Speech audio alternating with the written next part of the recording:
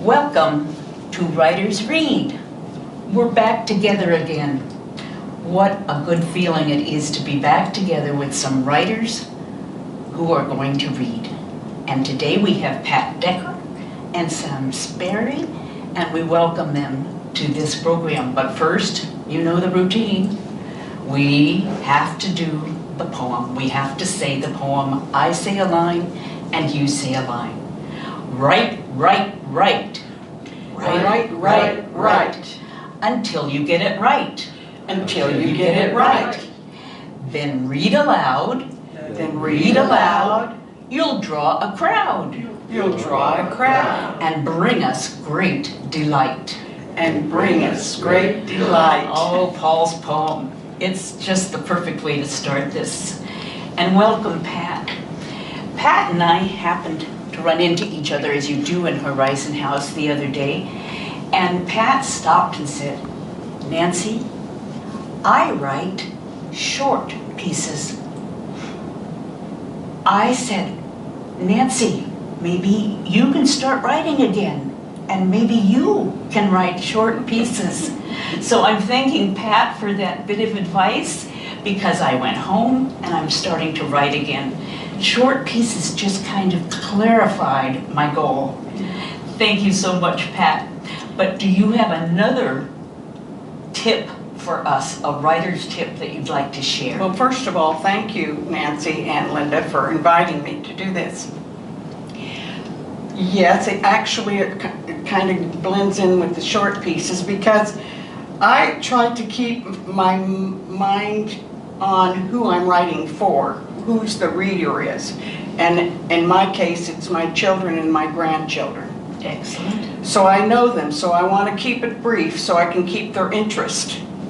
So I try to stay focused on the matter at hand and to not veer off too far from the matter at hand and with details and such. So that's my tip. Well, I think that's another helpful way of telling me about short pieces, because you're working with the matter at hand. I like that phrase, Pat. Yeah. Okay, let's hear what you have today. Well, I've got three memoirs. The first one is about my child, one piece when I was a little kid. The second one is a memoir within a memoir, in that, should I be looking at you? In that it's a memory I have, but in the memory, my aunt is telling us one of her memories. And then the third one is a secondhand memory, in that it was my cousin that told me about this story that happened to him, and I'm recreating it. Unfortunately, he died before I started writing that piece. And so I don't have him to confirm all the important details, but I think I got it mostly right. The first memoir is called Thumb Sucking. It is a fact that some bad habits irk people, like smoking or chewing fingernails. When I was a child of 4 years, I was still sucking my thumb. I had a partner in this nasty habit, my first cousin Joanne, who was 6 years old. What caused us to still be sucking our thumbs at the age of 4 and 6, I do not know. There is a theory that if a child did not nurse long enough when a baby, it would develop an oral fixation. I never discussed this problem with my mother when I became older. All I know is that thumb sucking gave me a warm and secure feeling. I don't know Joanne's reason for thumb sucking either. We were kids and it was just something we did. We were having our problems in the early 40s when our country was at war with Japan and Germany, and patriotism was at its peak. Joanne's family lived on a cattle farm. She was Uncle Gaspard's and Aunt Alma's third child. I lived in a small farming community. Folks were still driving black Ford Model T cars that had running boards along the sides. The big kids liked to jump on them and hitch rides along the graveled country roads, and they were scolded for doing such dangerous things. Even though country roads in Kansas were not exactly like LA freeways. Joanne and I got scolded because our bad habit bothered the adults, who worried why we hadn't kicked the habit at a much younger age. They would tease or scold us. They said we were little babies, or we could get sick from germs under our nails, or that we would grow up to have buck teeth. None of these threats persuaded us to stop. Aunt Helen was our savior. At the time, she was a young single woman who seemed to have a keen understanding of children. She brought candy and toys for her nieces and nephews, and she spent lots of time with us, more than the other grown-ups who had family responsibilities. She was a favorite aunt of all my cousins, and mine too. Aunt Helen knew just what it would take to get us two prissy little girls to stop our bad habit. She played on our vanity. Everyone always marveled at how pretty Joanne was. She was the only one of the many kids in our extended French family to have blonde hair. I was fussed over for being the only one with natural curly hair. Helen saw that we liked clothes, as Joanne and I liked to play dress-up with the ladies' old flapper dresses and parade around in them. Our families were not well-to-do, therefore we only got one new outfit a year, usually at Easter time. Otherwise, most items of clothing were hand-me-downs. We wore leggings and knee-high socks, and preschool children wore high-top shoes. She promised both of us new sailor outfits if we stopped our bad habit. That was the incentive we needed. Before Helen's challenge, I used to get very annoyed when people scolded me for thumb sucking. After Helen's challenge, I regarded the scoldings as helpful reminders of my unconscious habit of slipping my thumb into my mouth, and I would quickly pull it out. Also, I reminded myself by sitting on my hands or putting them in my pocket whenever I caught myself lapsing. A few months later, we got our sailor outfits. Mine was a navy blue pleated skirt, a red jacket, and a blue beret style hat with gold metal stars along the rim. Joanne's outfit was blue bell-bottom slacks with a white satin blouse that had flared sleeves and a flat back collar with blue stars on the flap. Yeah, and a fold-up blue cap with white piping trim. I loved my outfit, and I wanted to wear it everywhere I went.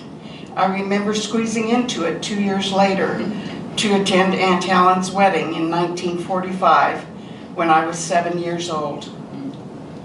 We never got a terrible disease or developed buck teeth. However, in our young adult years, the oral fixation developed into smoking habits for both of us. Unfortunately, we did not have Aunt Helen nearby to help us out. The fear of getting lung cancer was the big incentive as we grew older and realized we were not immortal. Oh, bravo, bravo.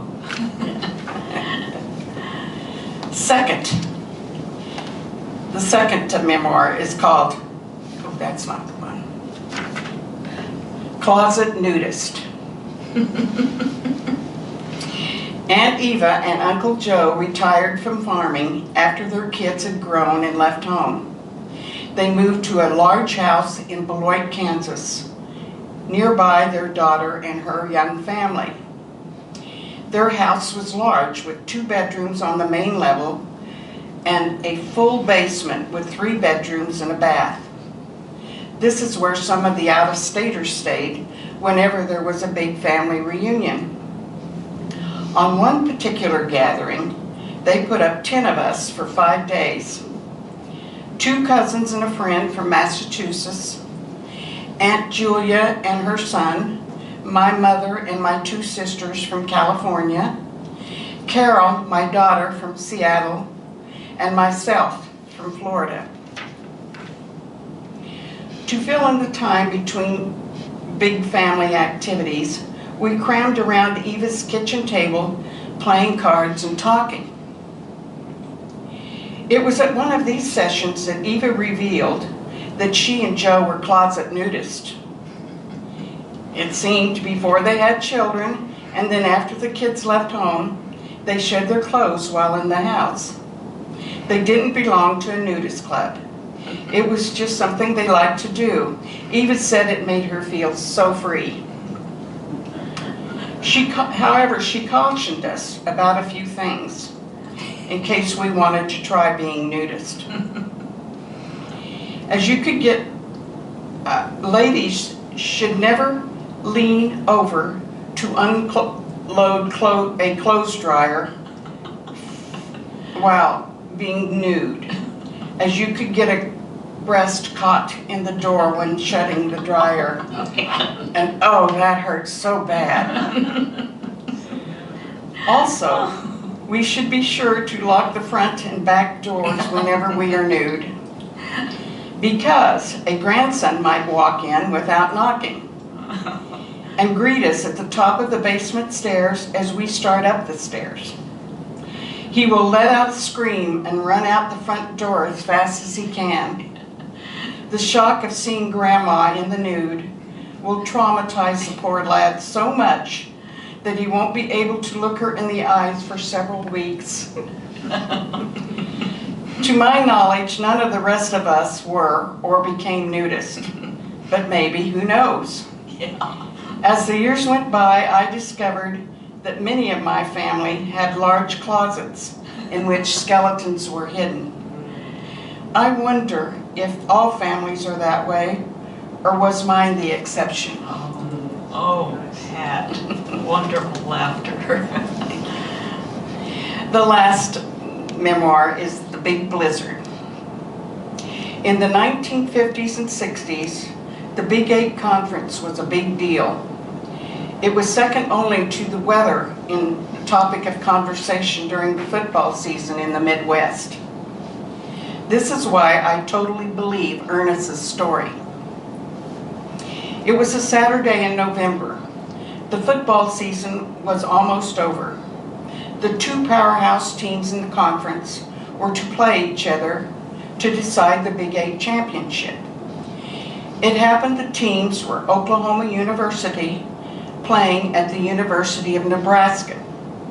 Getting from Norman to Omaha required a straight north-south drive through Kansas on US Highway 81. And 81 goes through the middle of Concordia, where my first cousin, Ernest, was mayor. The weather forecast was not good. Snowstorms were predicted. Any Midwesterner with even an ounce of common sense heeds snowstorm forecast in the Midwest. The winds blow fiercely through the flat central plains, and when lots of snow is added, the snowdrifts can pile up as high as 5 to 6 feet. Those conditions were not a time to be traveling by a car for even a mile, let alone 200 miles. However, fanatical Midwest football fans do not have common sense. Nothing would keep them from seeing the big game. So off the Oklahoma Sooner fans went to hopefully see their team beat the socks off of their arch rivals, the Nebraska Cornhuskers, and to spend a weekend in drinking and merriment. This time the weatherman was right. It began to snow heavily and turned into a huge blizzard. By the time the travelers reached the outskirts of Concordia, all roads were blocked and the traffic had come to a halt. Ernest, as mayor, was responsible for finding overnight shelter for about 150 people. Concordia was no metropolis, sorry about that. It had only 2 small motels along the highway, which filled up immediately. There was no hotel or large enclosed civic center building in town. All the stores in town had closed because of the storm. He got permission for about 50 people to stay in the high school gym, with the nearby hospital providing bedding. He still had about 100 people that needed places to go or to stay. He asked if the local radio station would announce the emergency and asked people to call the mayor's office if they could put up some travelers for the night. Ernest probably had a big job convincing the callers to take in the overly enthusiastic football fans. They had been drowning their sorrows because they were going to miss the big game, and also to keep warm by drinking alcoholic beverages while sitting in their snowbound cars. Nevertheless, he was successful in placing about 50 more people. Now, what to do with the last 40 or 50 people 40 or 50 stranded travelers? There was only one other building in town large enough to house 50 people, the convent. Ernest, being a good and proper gentleman, probably thought long and hard about asking the nuns if they could take in about 50, mostly men, for the night. Would he be disrespectful in doing so? He was also a practical man and knew those people were going to freeze to death if he couldn't find them shelter. So he gathered up his courage and called the Mother Superior. He started explaining the situation and the slightly inebriated state most of the football fans were in. Sister interrupted to chastise him for thinking nuns were prudes, and ordered the people to be transported to the convent quickly. A chained tractor towing a flatbed made several trips to get the last stranded travelers to the convent to warmth and safety. Ernest went along too. I'm sure he was relieved that all the snowbound fans were accounted for, but he wanted to make sure no problems arose for the sisters. As it turned out, he didn't need to be there. He was amazed at what went on in that place that night and the next morning. The travelers sobered up quickly. They all said grace with the nuns before they were served a warm dinner. They went to the chapel for evening vespers and hymns, which they all participated in. They were shown to their heated rooms in the unused section of the convent. Ernest said not a peep was heard from them during the night. The next morning, they all attended Sunday Mass with the nuns and were given breakfast afterwards. By noon, the roads were cleared and the travelers left, being very grateful for the nuns' hospitality. They never had a second thought about who won the big game the day before. Thereafter, Ernest always referred to the convent as being a safe haven from the storms, as well as for souls. Later, even many years later, whenever Ernest was asked what his accomplishments were as a mayor were, he always answered, "I helped save about 150 people." Nothing more was needed to be said.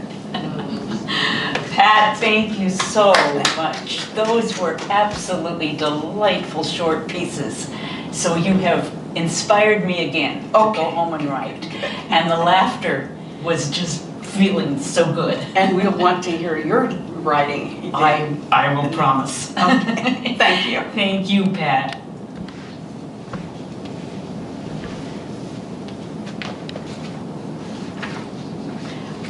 Welcome, Sam Sperry. And I am glad you're here. And I think I can say we are glad you're here. I hesitate speaking for we at times, but I think I can say we are glad you're here. And Sam, as I looked at your history of writing, I said, oh my goodness, how many different hats, writing hats, have you worn? Writing for the Seattle Public Post-Intelligencer, writing for Seattle Times. Then I noticed Crosscut. And tell me about Mud Rack. What was that? Do you know what that is? No. Oh, I'll have to send you the email that mentioned that, okay? Okay, sure. But welcome, and we're glad you're going to read for us. Well, thank you. And It's great I to be did here. ask everybody to have a little writer's tip or a little writer's advice. Might you have some? Well, yes, I got many tips and advices over the years, I'll tell you that. My tip to people is to sit down and write it, and don't worry about it being perfect or the finished product. Just write it. Just get it on paper. The trick for me is just getting started and working on it. You can fix it and go back and polish when there's time. I lived in the 24-hour news cycle, so most of the time you didn't have to do that. And one of my editors, when I was getting started, used to say, "Oh, don't worry about it. Tomorrow it's fish wrap." So anyway. That's a wonderful way to get through it. Thank you, Sam, for sharing that. And I'm looking forward to hearing you read. Well, I have two things to read. The second thing I'll read is actually in two parts, but about 8 years ago, I did a book on Kay Bullitt, of the Bullitt family, and I thought I would read a short excerpt from that. There may be people at Horizon House who don't know about the Bullitt family, so I want to just introduce it briefly by saying that the title of this book is 1125 Harvard East, which is the address for the Bullitt property. And it is a large property of 1 3/4 acres on the west edge of Capitol Hill. And the building itself, the house, is an A-frame, 2-story, but small. And the rest of the lot is a massive yard. And so the part I'm going to read deals with that. But I want to introduce Kay and say that this is a story that deals with Kay's life and the rise of the Democratic Party in Seattle after World War II, and goes up through about the year 2010. She was a prominent civic activist for civil rights, a role model in the women's movement, an ardent supporter of public education, a philanthropist, and a mother of 3 children by STEM, and then she raised the 3 children of his first marriage.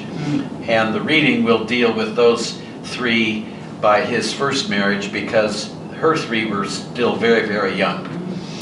She married Stim Bullitt, and he was a member of the prominent, wealthy, and influential Bullitt family, headed by the redoubtable Dorothy Stimson Bullitt.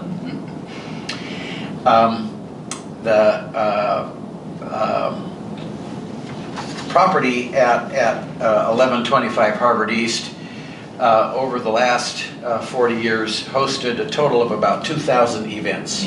Large and small, political, musical, dramatic, ceremonial. A number of weddings were there, funerals were there, and Kay's role in that was always as the convener and the organizer. She was rarely ever on center stage. She never liked being on center stage.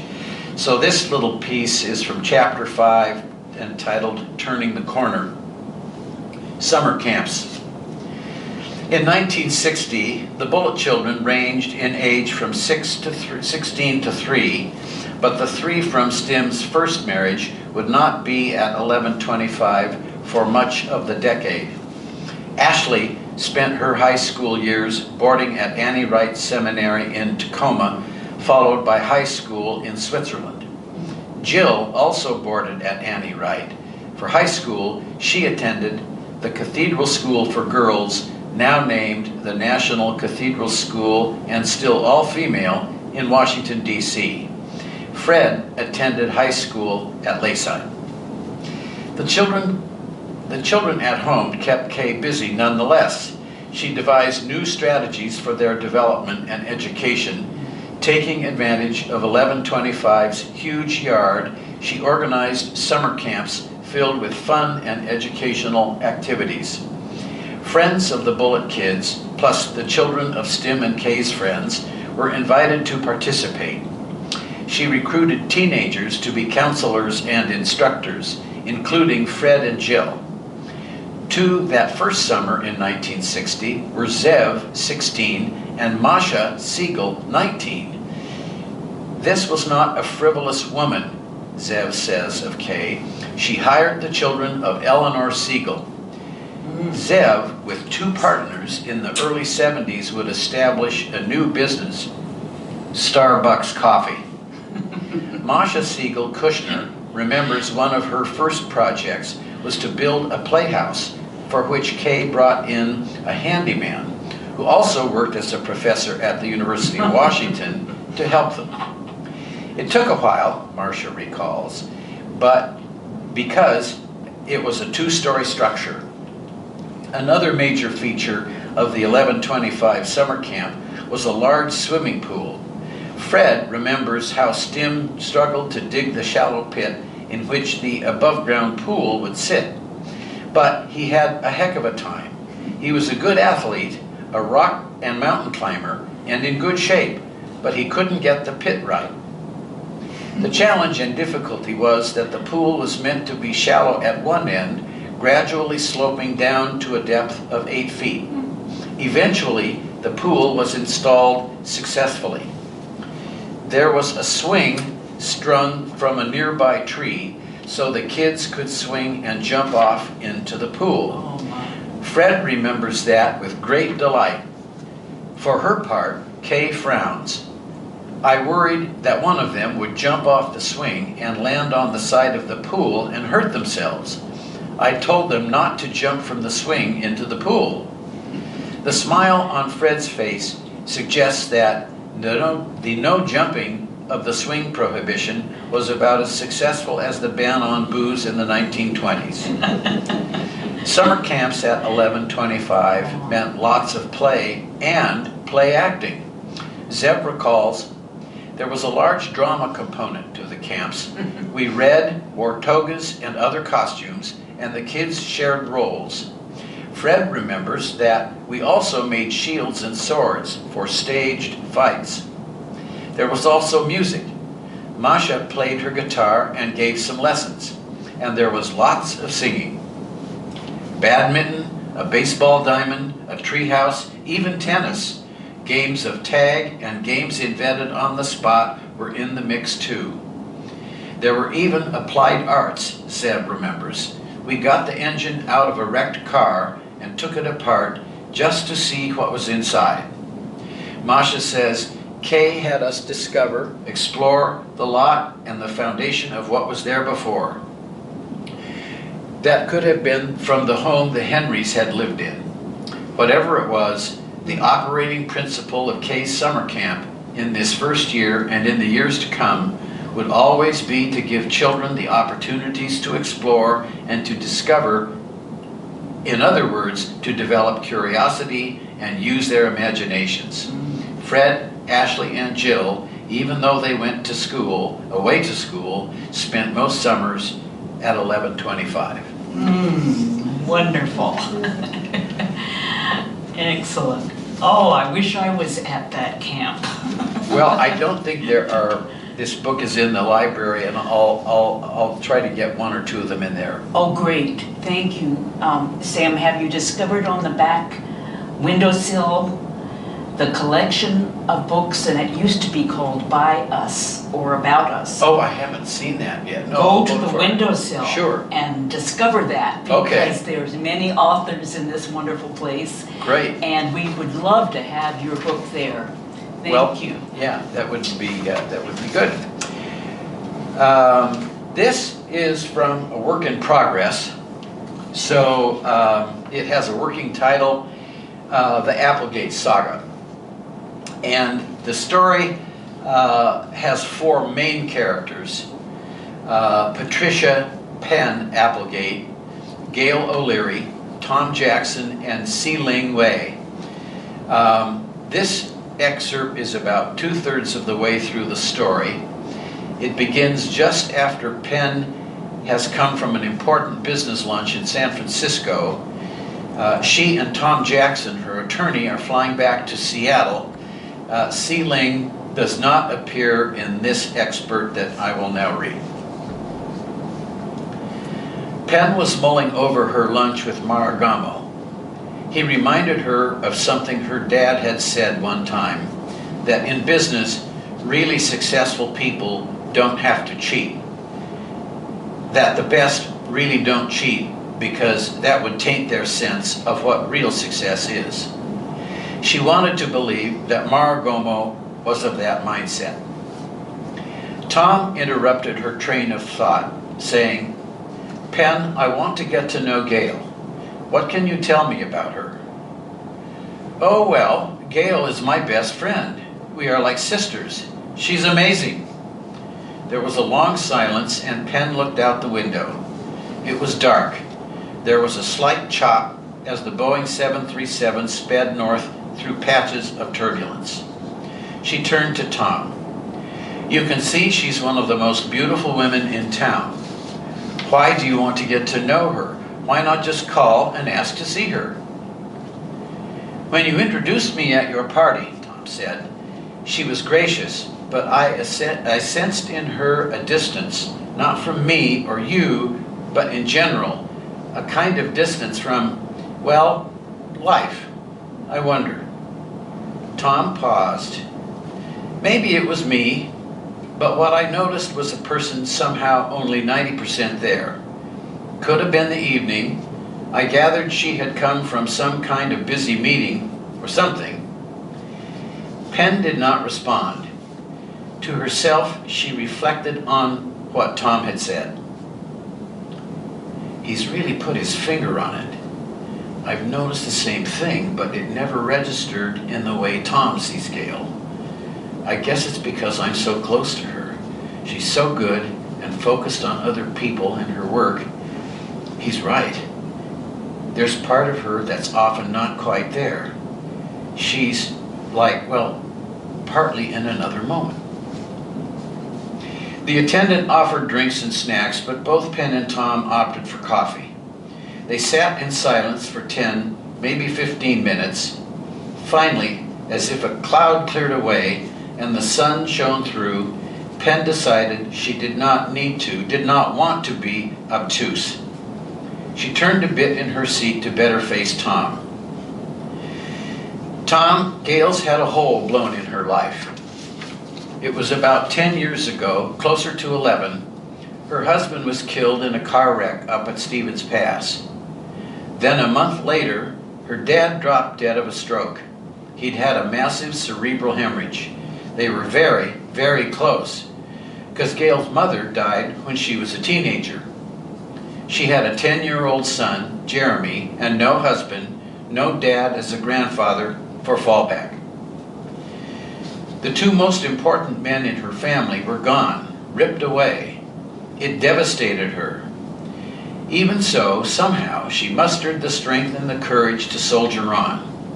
She wanted to make sure the loss of Brett, his dad, would not destroy their young son. I thought at the time that she would break down or go into a deep funk, She didn't. She mourned them both, but mostly within, showing little without. She had just gotten a big contract to assess and develop proposals to reform and upgrade a non-profit group of community clinics. But with her dad gone, she had to spend a lot of time on the company. O'Leary Trucking was a $70 million a year business, and their auditor of record 5-year contract had run out. They needed to select a new auditor. How'd she handle that? Tom asked. Nell stepped in and asked Gail if he could help.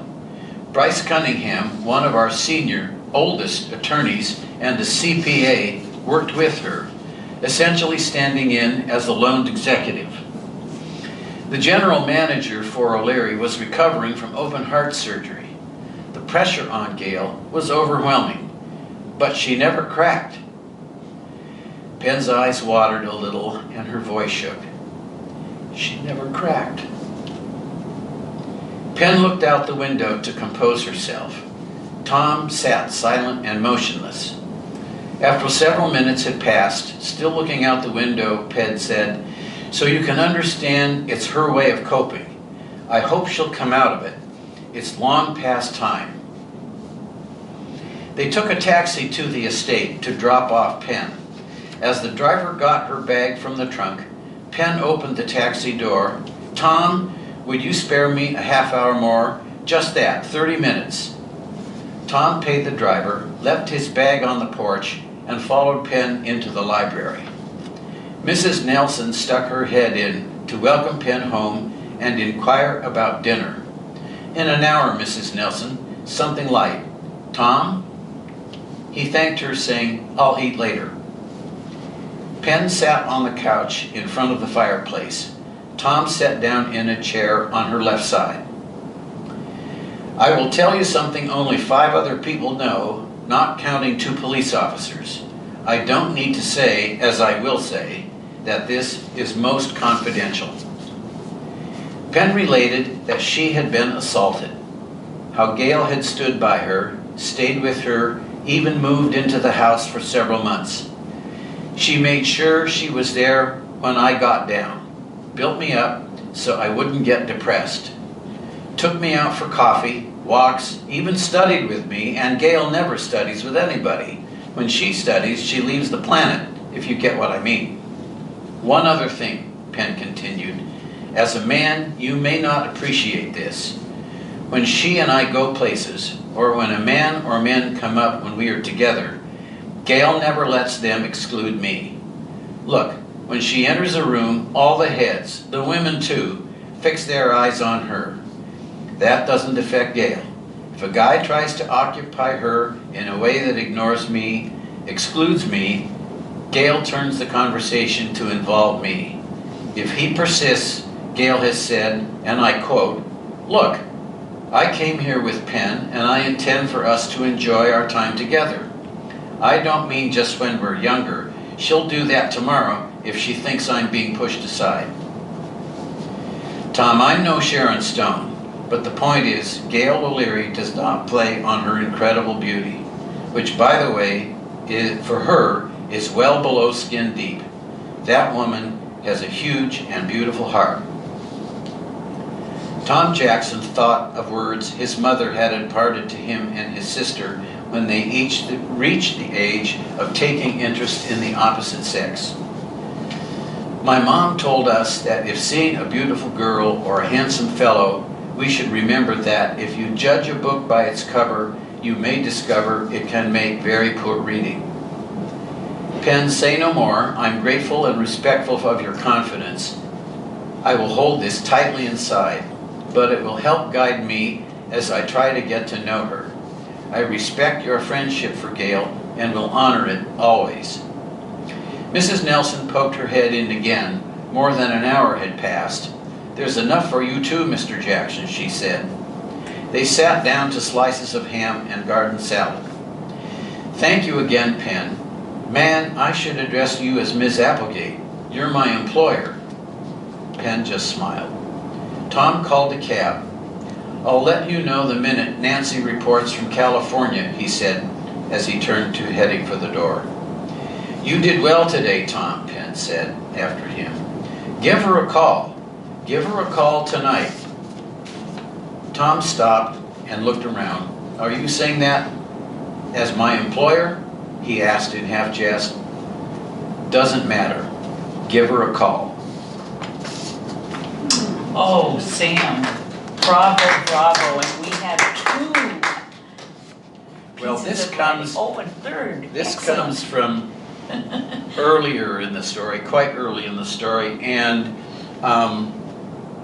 neither Penn or Tom or Gail are in this reading, but another critically important character in the story is here, and there is a hint of what's going on that I just read that will be discussed in a way here. An awful crime has been committed, and a prominent character in this story is Sharon Akimura. She is an attorney with Applegate Acres Anderson, and she's been assigned to help the University of Washington police with an investigation. It was nearly 5 o'clock when Sharon Akimura could contain herself no longer. "Is Chief Carlson in?" she asked. "Just a minute. Who's calling, please?" "This is Sharon Akimura. Tell the chief it's important." There was a pause. "Sharon, I'm on my way over to the president's office. Can we talk later?" Carlson's voice suggested he needed to go. "Of course. Would you be able to call me later tonight?" she asked insistently. "How about coffee tomorrow morning?" "Can it wait that long?" the chief suggested. "Of course. Come to my office at 9, he said. "Okay." That morning, Sharon outlined her idea. "I want to pose as a returning student," she began. "I want to take a class with Allison Beagle and one of her roommates, Doris Carter." Sharon described how she would get to know them on their level as students, work to gain their confidence, perhaps form a study group, and try to find out more about their personal lives. "I am convinced Beagle knows a lot more than she has told us. It's just my gut, no hard evidence. I just feel it. I would do nothing but gather information and report it to you," Sharon stressed. "I will follow any directions you give me if you think this plan has merit. I think I have an advantage of not being a cop. I'd be new, a returning somewhat older student, feeling my way back." "Your timing is right," said the chief. "Stevens was in here yesterday saying he thinks she is lying. He's got a nose for that sort of thing. I have a lot of faith in his veteran's instincts." "It's late, you know. Classes started last week. We'll have to hurry, run this through the provost's office, get the registrar on board. But I like it," said Carlson. "We've done a few of these over the years, planting snoops in the student body, FBI, the CIA, and the drug enforcement people." "I'll pay the cost," said Sharon. "We want this to be by the book, all the way. Campus bureaucrats leak just as much as fast as anyone else. My boss, Sally Akers, will have a new personnel file put up on me, a legal assistant waiting to finish college. I've a line on a room in a house 1 block over from Beagle." "That's very good," allowed the chief. "Come in first thing Monday morning. I'll get Stevens here and put him in charge. You'll report to him. I'll create a new case file. We'll call this Flytrap." Carlson looked at Akimura for a moment. "This is good thinking, Sharon. Damn it, you'll be taking my place any day now." Oh, Sam, this is just getting us ready, isn't it? This has been delightful, Sam, really. I look forward to reading that. Tell me about the process here. Are you close to publishing this story? Well, it's a manuscript now. Okay. There's one person in this story that I don't know very well yet. Oh. And she is one of those people in your life who is never quite the most important person, but is always important. Always important. I know exactly what you mean. And so there are a couple of ideas I have about her, and her personality is such that she's absolutely relentless, but quiet as a church mouse. Yeah. So we'll see. We'll see. We'll see. Hold on to your Well, thank hat. you for having me. It's been fun. Thank you, Sam. You bet. Take care.